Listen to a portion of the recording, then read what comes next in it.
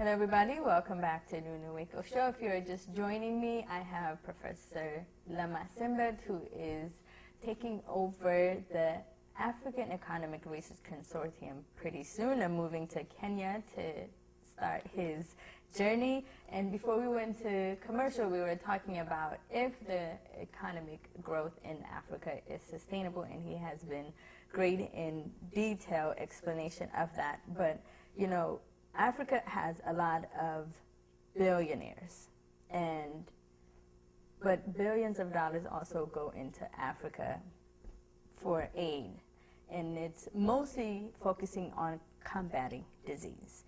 Do you think if those funds are redirected to maybe build educational institution, and to make it more, you know, stabilized and competitive with institutions that are in Europe, here in America, and in China, so that way the geniuses of Africa don't have to leave the continent to come elsewhere to get their education and then don't return? What do you think about that? Well, that's an interesting question again. Yes.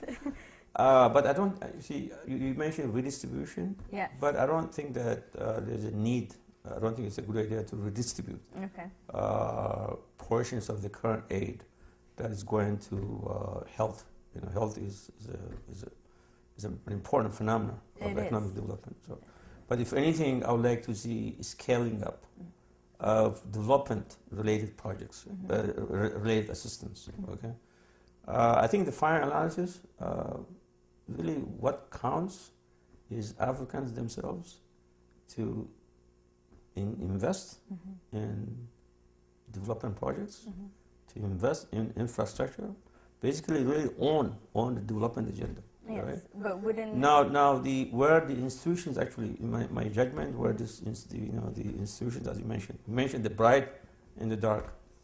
I think on the bright side, earlier we were talking about the threats and risks associated with this issue of sustainability of economic performance. So in the event that we have hugely negative shocks and a downturn, I think Africa would need to have access to global partners in cushioning against those issues. Yeah, perfect. But briefly before we went to commercial, you touched up on how important technology is. Yeah. What is your take on diffusing that?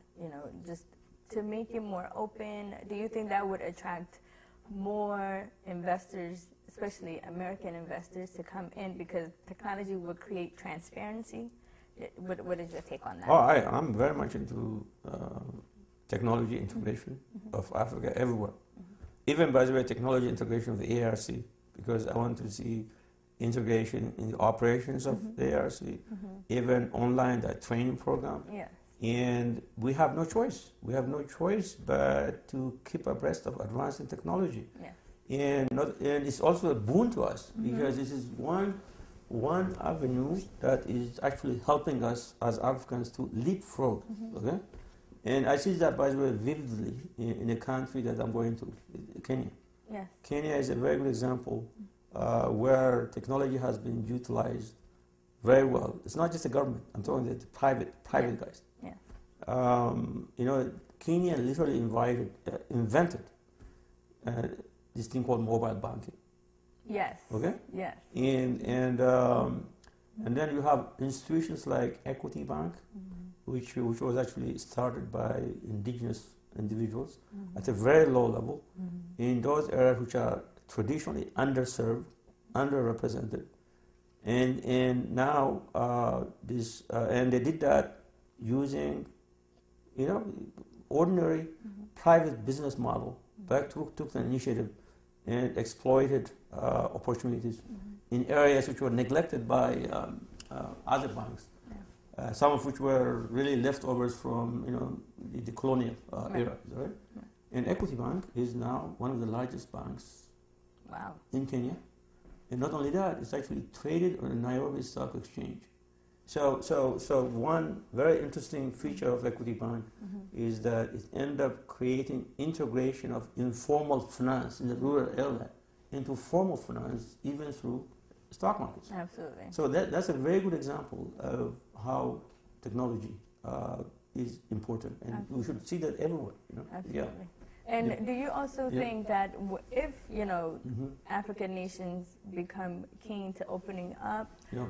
the opportunity to utilize technology, that it will also open the private sector, and it would make it easier for investors to come in and want to invest in things? I totally agree with you. In fact, I'm going to underline what you just said. Short answer. Yes, I mean, I'm actually, I'm great. It's great that you're sitting here and talking to me, because there is, a program that's named after you at the University of Maryland, because of the fact that you used technology to combat the U.S. economy and, educate institutions on how to, weather through the collapse. And But when you say foreign investors, we should not lose sight of an important and growing. The diaspora. That's right. Yes. Yeah. And my next let me tell question you, was going to be they that. go to Africa for the same reasons as non-Africans. Yeah. That is to seek opportunities. Absolutely. Okay? But The only difference is that they probably have better information and maybe some affinity. But in the ultimate, we have to really get the same. We have to improve the risk-return trade-offs. Yes. For the globe. When we do that, we actually attract those guys as well. Yes, Yeah. but do you feel that, even though the diaspora could be a key component Yeah. in building the private sector and creating a middle class in these nations, that the diaspora also have a hard time having an opportunity to invest in their home countries, because they know and they are emotionally attached, but the policies are not there to aid them? Yeah, I think there are. You see, again, we have to be a little bit careful, because there's a lot of variation in policies. We talked about 55 countries, and we talked about growth renaissance and very encouraging times. The beneficiaries are those who have gone through genuine reforms. Okay. So a lot of countries do recognize what I've just said, do recognize potential barriers, potential impediments to investment, and they're actually coming up with mechanisms in place to actually address those issues. But the pace and the scale varies across countries and also across time. And we are on the right track, okay? Okay, well, that's a good thing that we are on the right track. Yes. I want nothing more but the right track for Africa, that's for sure. Yeah. But you're a financier, so what is your advice? Maybe this would be the first advice that you would give as head of the AERC to these African nations that you would be advising, working with, training, to open up the private sector. What are some of the things that they should do? Let me clarify the role of AERC. The role of AERC itself is not providing advice. Okay, so it's a capacity building institution. It's really there to build capacity for policy making. Okay, but AERC does not make policies. It does not open markets. But it provides training programs and research programs that actually address those issues. We have, for instance, 5 thematic programs at this biennial research workshop that the network of researchers gather and then go through a menu of presentations and peer review. So there are issues of like poverty, income distribution, food security, political economy, finance, and resource mobilization, and so on, and also trade and openness. Okay, so our goal is really to engage in the business of creating a generation of well-informed policymakers. Perfect. Yeah. And in creating those, well-informed policymakers, we hope that Africa becomes strong and remains. Oh, strong. thank you. I think that's already happening. Is that right? Yes. And there's increasing this quality of policymaking, and growing number of policymakers engaged in creating an enabling environment. AERCs really is going to stimulate, fuel, and engage in increased capacity. With both existing as well as the new generation.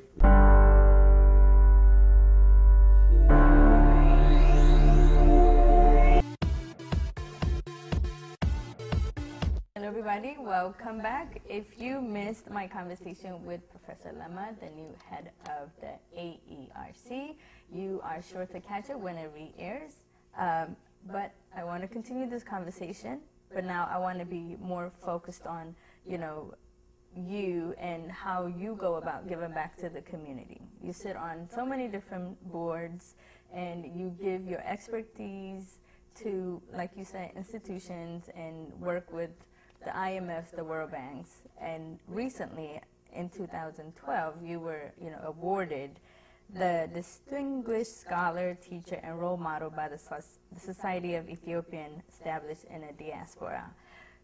When you get, do these, acknowledgments and accolades even promote you even more to do good for Africa? How does this? The SEED award is focused on, is provided by the Ethiopian community. It's a diaspora award. I'm very privileged, to be a recipient, and I know that they have very, very high standards. It's very nice that somebody actually acknowledges, what I've done. But I don't really do things to get awards. They just turn out to be that way. But it's nice, that somebody is actually, somebody is recognizing. In fact, the best part of the SEED award that I thought was useful for me was for me to be there, speaking in front of a younger audience, and possibly serving as a role model.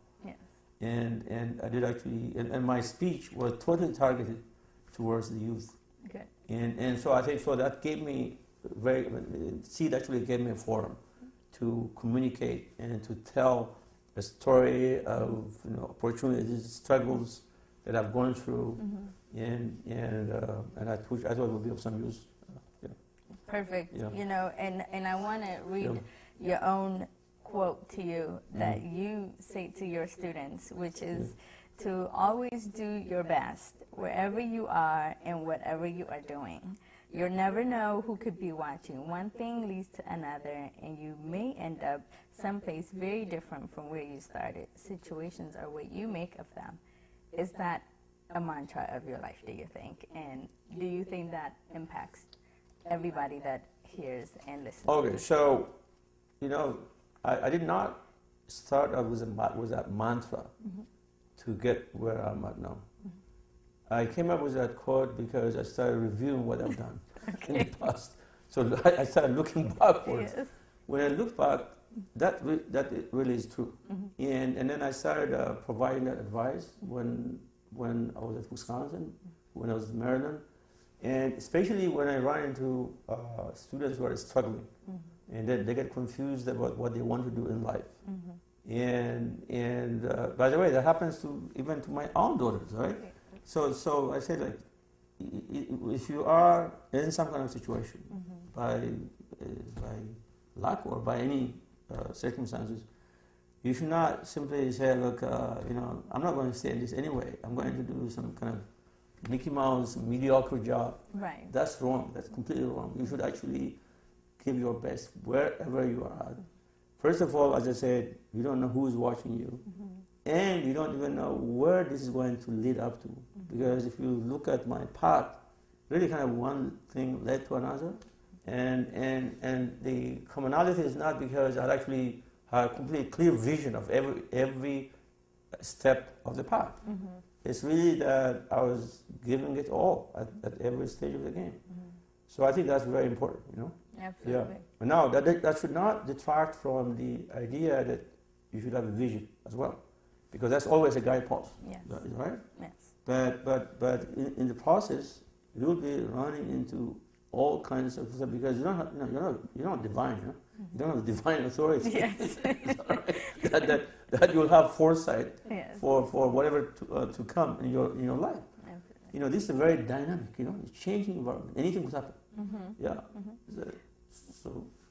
Well, I'm glad that's the advice that you give them, because it's actually based on your experience. And in doing all of my research to make sure that I am going to be asking you really key questions, I read an article in which Mahaza Ashanafi, founder, chair of Ennat Bank in Ethiopia, mentioned that because of your encouragements and wise counsel, they have succeeded to launch a bank 64% of whose equity is owned by women.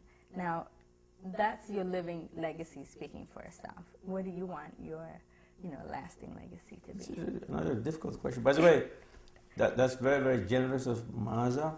I think she's overly generous in her statement. And so, in terms of legacy,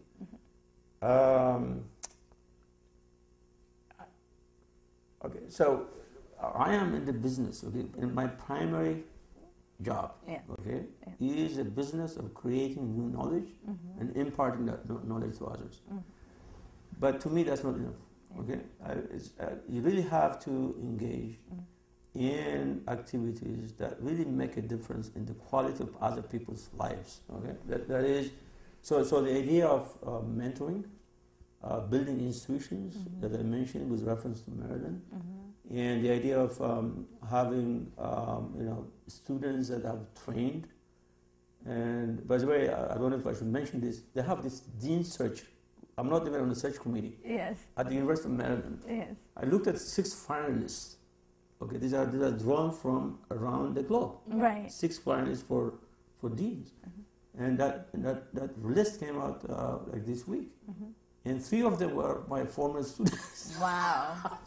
There you go. Yeah, and one of whom is chief economist at the U.S. Securities and Exchange Commission. Wow. And then I have I have a couple of students who have done extremely well, who are professors at Carnegie Mellon, and one of them is actually dean at Carnegie Mellon.